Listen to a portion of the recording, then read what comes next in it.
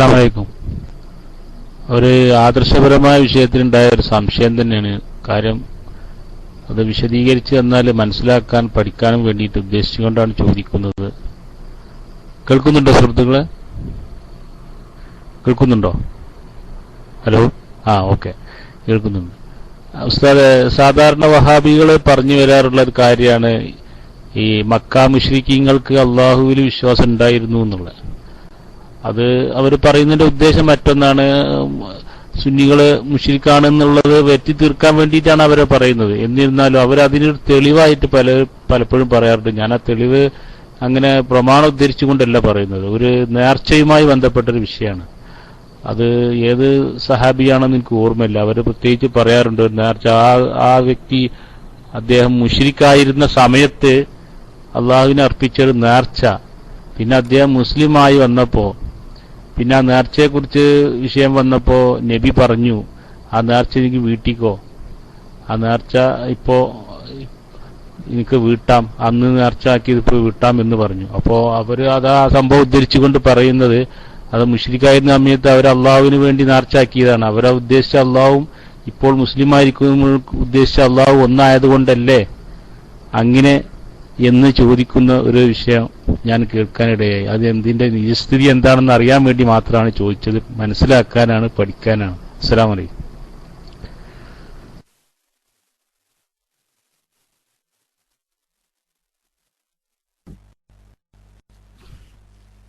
നല്ല ചോദ്യമാണ്.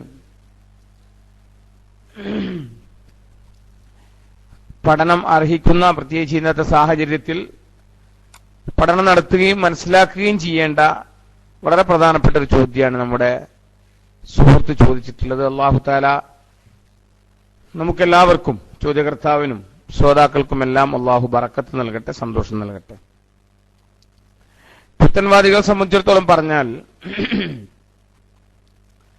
പുത്തൻവാദികളായ ആളുകൾ എപ്പോഴും ചെയ്യാറുള്ള ഒരു കബളിപ്പിക്കൽ, നബി സല്ലല്ലാഹു അലൈഹി വസല്ലമ തങ്ങൾ പറഞ്ഞല്ലോ അവരെ സംബന്ധിച്ച്, ദജ്ജാലൂന, വല്ലാതെ കബളിപ്പിക്കുന്നവരാണ് പുത്തൻവാദികൾ. അവരുടെ ഒരു പതിവ് ശൈലി എന്താണെന്ന് ചോദിച്ചാൽ, സാങ്കേതിക പദങ്ങളെ അത് ദുർവ്യാഖ്യാനം ചെയ്തുകൊണ്ട് തെറ്റിദ്ധരിപ്പിക്കുക എന്നുള്ളതാണ്.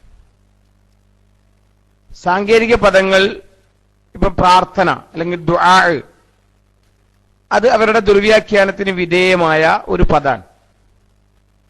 അതുപോലെ ഇബാദത്ത്, അത് അവരുടെ ദുർവ്യാഖ്യാനത്തിന് വിധേയമായ മറ്റൊരു പദാണ്. ഇതുപോലെ ഇലാഹ് അവരുടെ ദുർവ്യാഖ്യാനത്തിന് വിധേയമായ മറ്റൊരു പദമാണ്. ആകയാൽ ഇസ്ലാമിക വിശ്വാസ ശാസ്ത്രവുമായി ബന്ധപ്പെട്ട ഇസ്ലാമിന്റെ സാങ്കേതിക പദങ്ങളിൽ ഒട്ടുമിക്ക പദങ്ങളും ക്രൂരമായ ദുർവ്യാഖ്യാനത്തിന് വിധേയമാക്കിയിട്ടാണ് പുത്തൻവാദം പ്രവർത്തിച്ചുകൊണ്ടിരിക്കുന്നത്. ഇവിടെ നമ്മളെ സംബന്ധിച്ചിടത്തോളം പറഞ്ഞാൽ, ഇസ്ലാമികമായ ഒരു വളരെ പ്രധാനപ്പെട്ട ഒരു സാങ്കേതിക പദമാണ് അൽ ഈമാൻ എന്ന് പറയുന്നത്. ഈമാൻ എന്ന് പറഞ്ഞാൽ എന്താണ്? അള്ളാഹുവിനെ കൊണ്ട് വിശ്വസിക്കുക എന്നോ അല്ലെങ്കിൽ ഇസ്ലാം കൊണ്ട് വിശ്വസിക്കുക എന്നോ എന്ത് പറഞ്ഞാലും അൽ ഈമാൻ, ഈ ഈമാൻ എന്ന് പറയുന്നത് വളരെ പ്രധാനപ്പെട്ട ഒരു സാങ്കേതിക പദമാണ്. ഈമാനിന്റെ നിർവചനമായി അഖീദയുടെ ഉലമാക്കൾ പറയാറുള്ളത്, നബി സല്ലല്ലാഹു അലൈഹി വസല്ലമ തങ്ങൾ കൊണ്ടുവന്ന ലറൂറത്ത് കൊണ്ട് അറിയപ്പെട്ട കാര്യങ്ങൾ, അത്തസ്ദീഖു ബിമാ ഉലിമ ബിൽ ലറൂറത്തി മജീഉഹു സല്ലല്ലാഹു അലൈഹി വസല്ലം, നബി സല്ലല്ലാഹു അലൈഹി വസല്ലമ തങ്ങൾ കൊണ്ടുവന്നതായി ലറൂറത്ത് കൊണ്ട് പരസ്യമായി അറിയപ്പെട്ട, അനിഷേധ്യമായി അറിയപ്പെട്ട എന്തെല്ലാം കാര്യങ്ങളുണ്ടോ അത് അംഗീകരിക്കലാണ് ഈമാൻ. അപ്പോൾ ഒരാൾ അള്ളാഹുവിനെ കൊണ്ട് വിശ്വസിച്ചു എന്ന് പറയണമെങ്കിൽ നബി സല്ലല്ലാഹു അലൈഹി വസല്ലമ തങ്ങൾ കൊണ്ടുവന്ന എന്തെല്ലാം കാര്യങ്ങളുണ്ടോ, നമ്മുടെ ഉമ്മത്തിനെ സംബന്ധിച്ചിടത്തോളം നമ്മുടെ പ്രവാചകരായ റസൂലുള്ളാഹി സ്വല്ലല്ലാഹു അലൈഹി വസല്ലമ തങ്ങൾ കൊണ്ടുവന്ന എന്തെല്ലാം കാര്യങ്ങളുണ്ടോ അതെല്ലാം അംഗീകരിക്കുമ്പോഴേ സാങ്കേതികമായി ഈമാൻ ഉണ്ടാവുകയുള്ളൂ. ചെറിയ ഉദാഹരണം ഞാൻ പറയാം.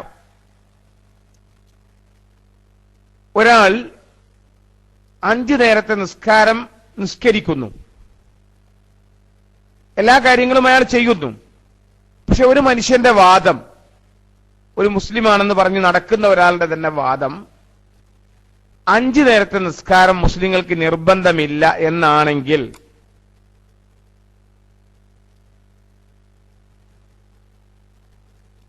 അവനെ സംബന്ധിച്ച് നമ്മൾ എന്തു പറയും?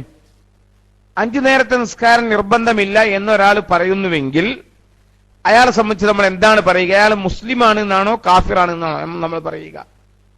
ഒന്നിവിടെ ടെക്സ്റ്റ് അടിച്ചോളൂ. നമ്മളെ ആശാംബു എന്ന് പറഞ്ഞ ഒരു ഓർമ്മയ്ക്ക് വേണ്ടി, ശ്രദ്ധയ്ക്ക് വേണ്ടി ഒന്ന് ടെക്സ്റ്റ് അടിച്ചോളൂ. 5 നേരത്തെ നിസ്കാരത്തെ അംഗീകരിക്കാത്ത ഒരാൾ, അയാളെ നമ്മൾ എന്തു പറയും? മുസ്ലിം എന്ന് പറയുമോ, മുഅ്മിൻ എന്ന് പറയുമോ, അല്ലെ കാഫിർ എന്ന് പറയുമോ? കാഫിർ എന്നാണ് പറയുക. അയാൾ കാഫിറും ബില്ലാഹിയാണോ അല്ലെങ്കിൽ മുഅ്മിനും ബില്ലാഹിയാണോ? അയാൾക്ക് അള്ളാഹുവിനെ സംബന്ധിച്ച് യാതൊരു മോശവും ധാരണയൊന്നുമില്ല. അയാൾ കാഫിറും ബില്ലാഹി എന്നാണോ അയാളെ സംബന്ധിച്ച് പറയുക? അല്ലദീന കഫറു ബില്ലാഹി വ റസൂലിഹി എന്ന് പറഞ്ഞാലാണോ അയാൾ പെടുക? അല്ലെങ്കിൽ അല്ലദീന ആമനു ബില്ലാഹി വ റസൂലിഹി എന്ന് പറഞ്ഞാലാണോ അയാൾ പെടുക? അല്ലദീന കഫറു ബില്ലാഹി എന്ന് പറഞ്ഞാലാണ് അയാൾ പെടുക. അയാൾ അള്ളാഹുവിനെ കൊണ്ട് വിശ്വസിച്ചിട്ടില്ല.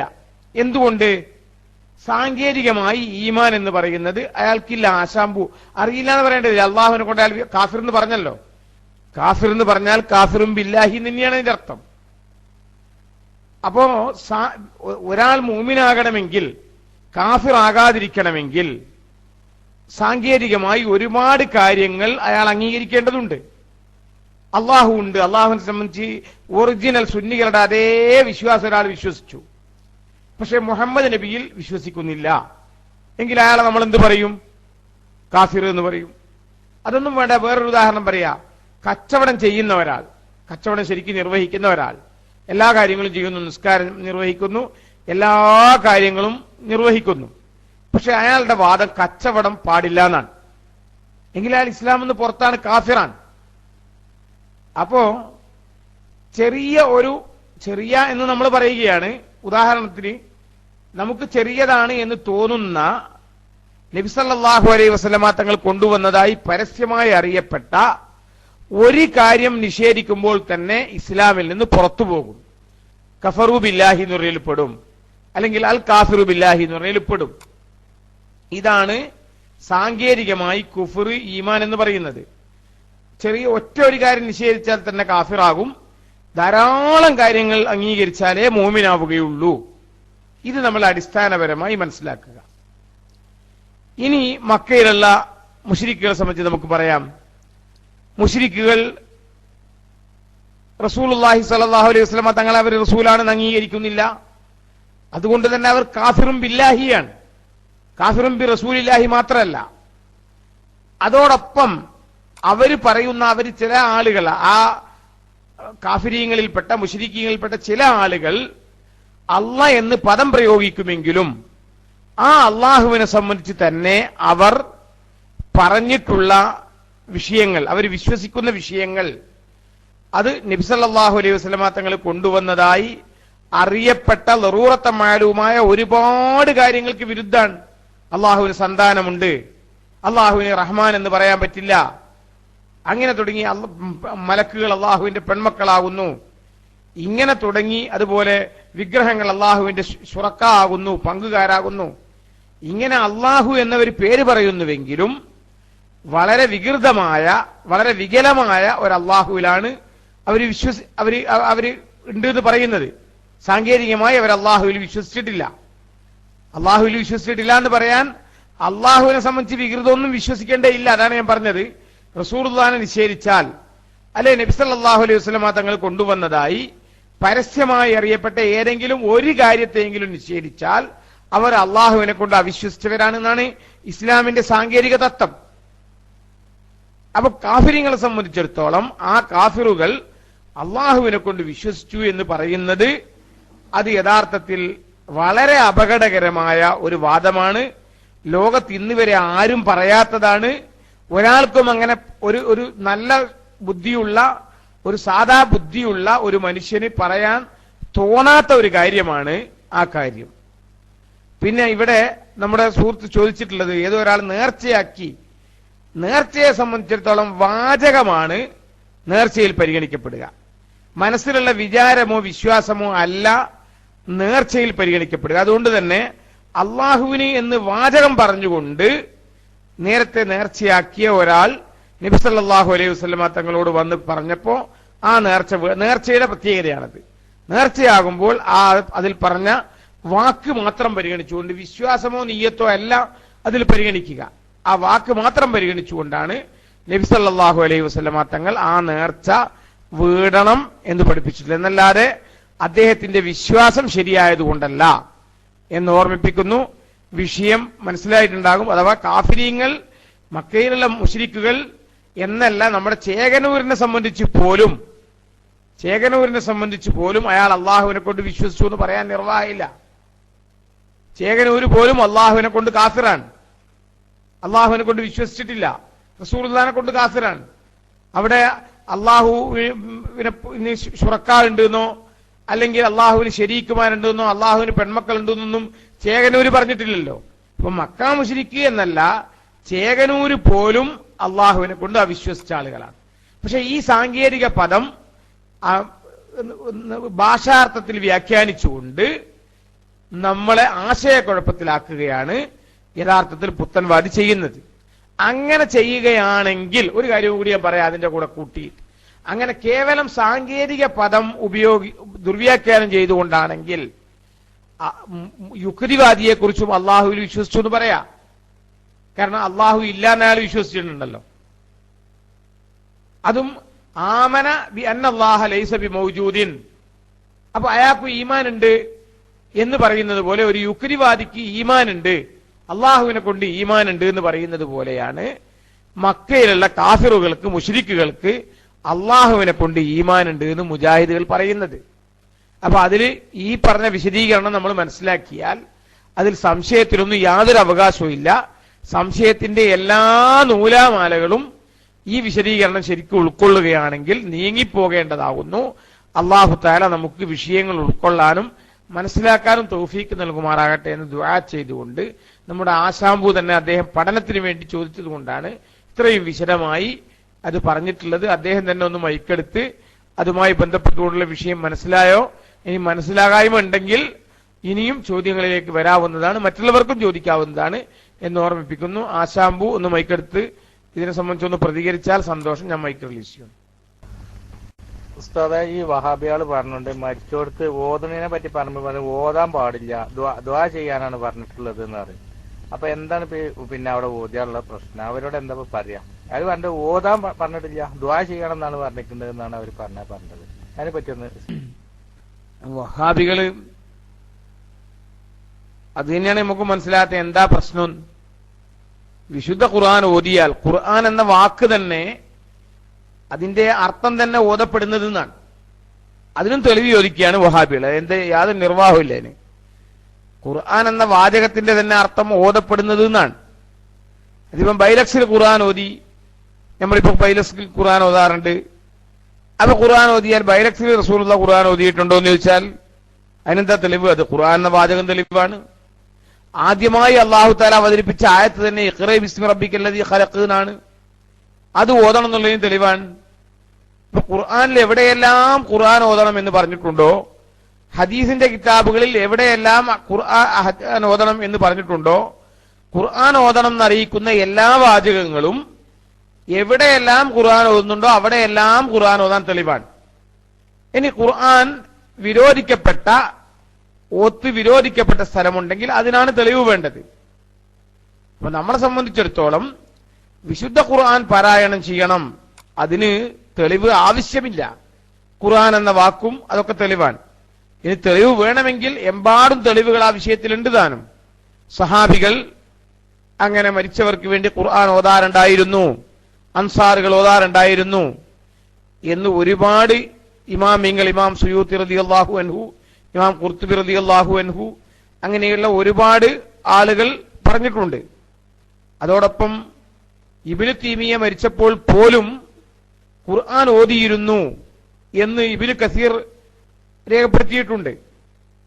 ലോകത്തെമ്പാടും എവിടെയെല്ലാം മുസ്ലിങ്ങളുണ്ടോ അവിടെയെല്ലാം എല്ലാ കാലഘട്ടത്തിലും നടന്നു വന്നിട്ടുള്ള ഒരു ആചാരം അതാണ് ഖുർആൻ ഓത്ത്. കാനത്തിൽ അൻസാറു യഖറഊന ഇൻദൽ മയ്യിത്തി സൂറത്തുൽ ബഖറ. അത് അവിടെ അതാ ഇമാം സുയൂത്തി റളിയല്ലാഹു അൻഹുവിന്റെ ശറഹു സുദൂറിന്റെ ആ ഭാഗം നമ്മളെ ഒരു സുഹൃത്ത് ഇവിടെ പേസ്റ്റ് ചെയ്തിട്ടുണ്ട്. അതുപോലെ ഖുർത്തുബിയിലുണ്ട് ഖുർആൻ മരണപ്പെട്ടവർക്കും എന്ന് പറഞ്ഞുകൊണ്ട് ഒരു ചെറിയ പുസ്തകം ഞാൻ തന്നെ എഴുതിയിട്ടുണ്ട്. അപ്പൊ യഥാർത്ഥത്തിൽ അക്ഷരാർത്ഥത്തിൽ ഖുർആൻ ഇല്ലായ്മ ചെയ്യുക എന്നതിൽ കവിഞ്ഞ്, ഖുർആനോടുള്ള ശത്രുത എന്നതിൽ കവിഞ്ഞ് മറ്റൊരു തനി ശൈത്താനിയത്ത് അതല്ലാതെ മറ്റൊന്നും തന്നെ ആ വിഷയത്തിൽ നമുക്ക് പറയാനില്ല എന്നാണ് അതിനെ സംബന്ധിച്ച് പറയാനുള്ളത്. ഖുർആൻ ഓത്ത് ഖൈറിനെ തടയുക, നന്മയെ തടയുക. നമുക്കറിയാം കുറ്റ്യാടിയിലാണ് ഞാൻ വർക്ക് ചെയ്യുന്നത്.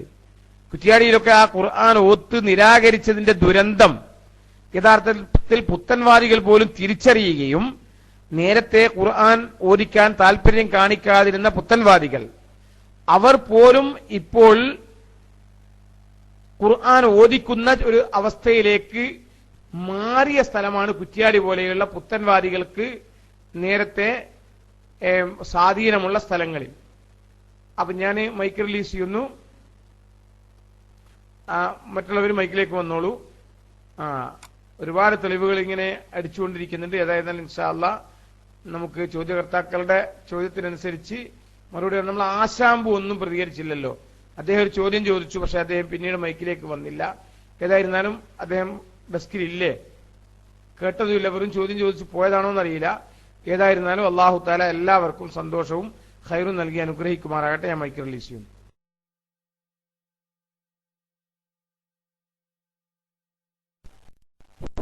ഹലോ, അസ്സലാമു അലൈക്കും വറഹ്മത്തുള്ളാഹി വബറകാതുഹു. ഉസ്താദെ, സൂറത്തുൻ നഹലിലെ 21-ാമത്തെ ആയത്തായ അംവാത്തുൻ ഗൈറ അഹ്യാഉൻ, അത് മരിച്ചുപോയ മഹാത്മാക്കളെ കുറിച്ചാണോ അല്ലെങ്കിൽ വിഗ്രഹങ്ങളെ കുറിച്ചാണോ അതിൽ പറയുന്നത്? ഉസ്താദ് ഒന്ന് വിശദീകരിച്ചാലും. സൂറത്തുൻ നഹലിലെ അംവാത്തുൻ ഗൈറു അഹ്യാഇൻ എന്നാണ്, ഗൈറു അഹ്യാഉൻ എന്നാണ് അദ്ദേഹം ഓതിയിട്ടുള്ളത്. ഏതായിരുന്നാലും അംവാത്തുൻ ഗൈറു അഹ്യാഇൻ ഉമാ യശ്ഉറൂന അയ്യാന യുബ്അസൂൻ എന്ന് പറയുന്ന ആ ആയത്ത് അത് ആരാധ്യരെ സംബന്ധിച്ചാണ്. അള്ളാഹു അല്ലാത്ത മക്കയിലുള്ള മുശ്രിക്കുകളും മറ്റു ലോകത്തുള്ള എല്ലാ മുശ്രിക്കീങ്ങളും ആരാധിച്ചിരുന്ന ആരാധ്യരെ സംബന്ധിച്ചാണ്. അതിൽ അത് ആരായിരുന്നാലും, നിർജീവമായ നേരത്തെ ജീവുള്ള ആളായിരുന്നാലും ജീവില്ലാത്ത ആളായിരുന്നാലും ഒക്കെ അത് പറയുന്നത് അള്ളാഹു അല്ലാത്ത വിഗ്രഹങ്ങളെയും അതേപോലെ മറ്റു ഏത് വസ്തുക്കളെയും ആരാധിച്ച ആരാധ്യരെ കുറിച്ചാണ്. അതല്ലാതെ നമ്മളെ സുന്നികൾ ഇസ്തിഗാസ ചെയ്യുന്ന ഔലിയാക്കന്മാരെ സംബന്ധിച്ചല്ല എന്ന് ഓർമ്മിപ്പിക്കുന്നു. അതെ, അവിടെ അടിച്ചിട്ടതാ വഹിയ ഹാദിഹിൽ ഔസാൻ അല്ലത്തി തുഅബദു മിൻ ദൂനില്ലാഹി അംവാത്തുൻ ലാ അർവാഹ ഫീഹാ വലാ തംലികു ലി അഹ്ലിഹാ ദർറൻ വലാ നഫ്ആ. അപ്പം വിഗ്രഹങ്ങളെ സംബന്ധിച്ചാണ്. ഇനി വിഗ്രഹങ്ങളല്ലാത്ത വസ്തുക്കൾ പെടുന്നെങ്കിൽ തന്നെ അത് നമുക്ക് സുന്നികളെ സംബന്ധിച്ചിടത്തോളം അത് ബാധകമേ അല്ല. അത് വിഗ്രഹാരാധകരായ അള്ളാഹു അല്ലാത്ത അവരെ ആരാധിക്കുന്ന ഇബാദത്തെടുക്കുന്ന അങ്ങനെയുള്ള ആരാധ്യരെ സംബന്ധിച്ചാണ് എന്നുള്ളതാണ് അവിടെ പ്രസക്തമായിട്ടുള്ളത്. ഞാൻ മൈക്ക് റിലീസ് ചെയ്യുന്നു. ഇൻഷാ അല്ലാഹ് മറ്റു ഉസ്താദുമാര് ക്ലാസ് റൂമിലുണ്ടെങ്കിൽ അവരും മൈക്കിലേക്ക് വരണം എന്നറിയിക്കുന്നു. മൈക്ക് റിലീസ് ചെയ്യുന്നു. ഉസ്താദെ, ഞാന് വഹാബികളോട് ചോദിച്ചപ്പോ പിന്നെ വഹാബികളോട് ഇപ്പൊ ഹുസൈൻ സലഫി ഇപ്പൊ ഓതാന്ന് പറയുന്നുണ്ട്. അപ്പൊ ഞാൻ പറഞ്ഞു ഹുസൈൻ സലഫി ഇപ്പൊ ഓതാന്ന് പറയുന്നുണ്ടല്ലോ, അപ്പൊ അതിന്റെ ഇതെന്താന്ന് ചോദിച്ചപ്പോ പറഞ്ഞു മൂപ്പരെയൊക്കെ ഒഴിവാക്കി, മൂപ്പരെ ഇത് തെറ്റ് പറ്റിയിരിക്കണു എന്നൊക്കെ പറഞ്ഞു. അപ്പൊ ഞാൻ ചോദിച്ചു അയാൾ മൂപ്പര് തെറ്റ് പറ്റിയിരിക്കണമെങ്കിൽ പിന്നെ മൂപ്പരെ വർത്തമാനം കേട്ടിക്കാണ്ടിപ്പോ കുറെ ആള് മരിച്ചു അല്ല, അവരുടെ സ്ഥിതി എന്താന്ന് ചോദിച്ചു. ഹുസൈൻ സലഫി ഓതാന്ന് പറയുന്നില്ല, ഇപ്പോഴും പറയുന്നില്ല. അയാള് അവര് ഇടയിൽ കുറെ ഭിന്നതയൊക്കെ ഉണ്ടെങ്കിലും ഹുസൈൻ സലഫിയെ സംബന്ധിച്ചുള്ള ഒരു ക്ലിപ്പ് വ്യാപകമായിട്ടുണ്ട്. അത് യഥാർത്ഥത്തിൽ മുജാഹിദുകൾ അദ്ദേഹത്തിനെതിരെ ഉണ്ടാക്കിയ ഒരു ക്ലിപ്പാണ്. മുജാഹിദുകൾ വളരെ ആസൂത്രിതമായി ഹുസൈൻ സലഫിക്കെതിരെ ഉണ്ടാക്കിയിട്ടുള്ള ഒരു ക്ലിപ്പാണ്. അത് ഹുസൈൻ സലഫി തന്നെ ഒരു സ്ഥലത്ത് വിശദീകരിച്ചത്, കടവത്തൂരിൽ വിശദീകരിച്ചത് കേൾക്കാൻ ഇടയായിട്ടുണ്ട്. ഹുസൈൻ സലഫി ഇപ്പോഴും പഴയ ആ പിഴവിൽ തന്നെ ഉറച്ചു നിൽക്കുകയാണ് ആ വിഷയത്തിൽ.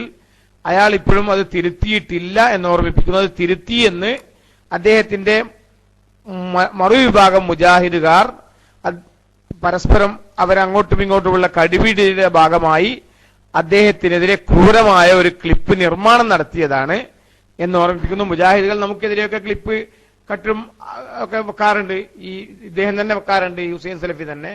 അതിന്റെ ഒരു തിരിച്ചടി എന്നോണം ആകാം അവരുടെ ആളുകൾ തന്നെ അദ്ദേഹത്തിനെതിരെ ക്ലിപ്പുണ്ടാക്കിയതാണ് എന്ന് സാന്ദർഭികമായി ഓർമ്മിപ്പിക്കുന്നു. ഏതായിരുന്നാലും മരണപ്പെട്ടവർക്ക് വേണ്ടി ഓതുക എന്നുള്ളത് അത് ലോകത്ത് ആരും ചോദ്യം ചെയ്യാത്ത, മുസ്ലിങ്ങൾ എവിടെയെല്ലാം ഉണ്ടോ അവിടെയെല്ലാം ഇന്നും എന്നും ഒരാചാരമായി മുസ്ലിങ്ങൾക്കിടയിൽ നിലനിന്നിരുന്ന വളരെ പുണ്യകരമായ ഒരു കാര്യമാണ് എന്ന് വീണ്ടും വീണ്ടും ഓർമ്മിപ്പിക്കുകയാണ്. അല്ലാഹു തആല വിഷയങ്ങൾ ഉൾക്കൊള്ളാൻ നമുക്ക് തൗഫീക്ക് നൽകുമാറാകട്ടെ.